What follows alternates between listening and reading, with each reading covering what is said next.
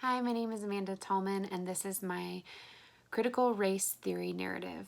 In reading the racial identity development theory introduced in Module 2, I was able to examine and understand my own racial identity development by figuring out where I was, where I have been, and where I can go in the future. I also noticed the cyclical nature of the theory. Many things informed me of my racial identity without actually speaking to me. I didn't have to address the fact that I was white, but I did see a lot of representation in advertisements and books and things of that nature all around me. The role of race in framing my racial identity is that although I knew I was white, I did not have to actually accept it or identify that. And I had the privilege of not bumping up against that. It first became aware I first had an awareness of my racial self when I was in sixth grade because I lived in Detroit. I only had two friends that were Black.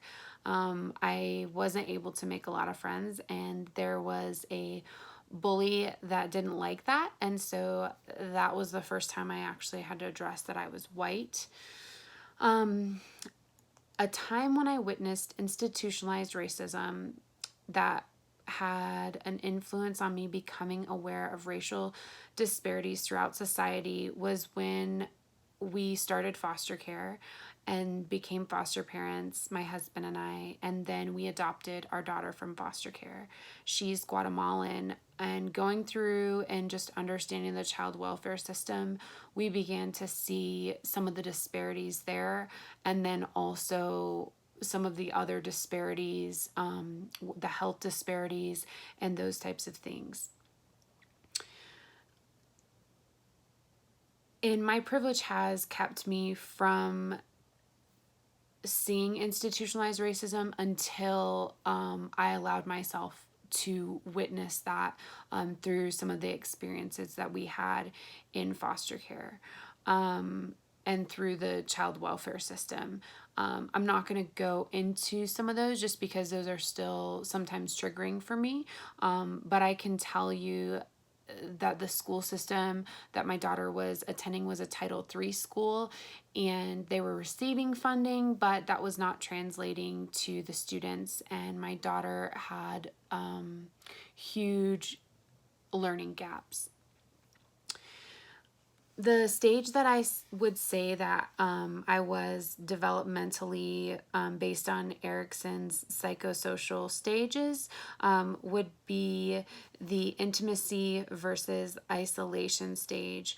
Really, when I began to relate to some of the things that I had talked about, I would be considered in early adulthood, and that affected me greatly because I feel like some of the identity things, like I really had to work through some of those stages again, and it kind of rocked my foundation of who I was and who I believed I was, and I really had to go back and figure out who am I and what does that mean like for me, and not just that I'm a white American, but that my heritage is Irish. And even for my husband, his dad was adopted, and so we didn't really know anything about his family, and so we did 23andMe and Ancestry to kind of figure out those roots moving forward. Applying CRT, describe one action you can take to challenge power structures that perpetuate racial inequalities. I have read a lot of different things about the racial inequalities, and I think one of the most important things that I've read that I did not recognize was African Americans and gentrification in Washington, D.C., race, class, and it was called Race, Class, and Social Justice in the nation's capital. Some of that, I did not finish the book yet, but some of the things that they talked about were just really challenging with gentrification. And before I had read this, before I had started to accept that I was white and all of those things, and really address white fragility, and start the path to becoming anti-racist, I thought gentrification was a good thing. I thought that it was important to help communities. And through this process, I have began to see how it is not helping communities, and it's actually oppressing people, Black people specifically. And that is, through this book, I've been able to see how important it is to speak up about gentrification, to help educate people, and to vote. I think that's super important as well. But I, in the past, just had a lack of knowledge. And so being able to share that knowledge with other people.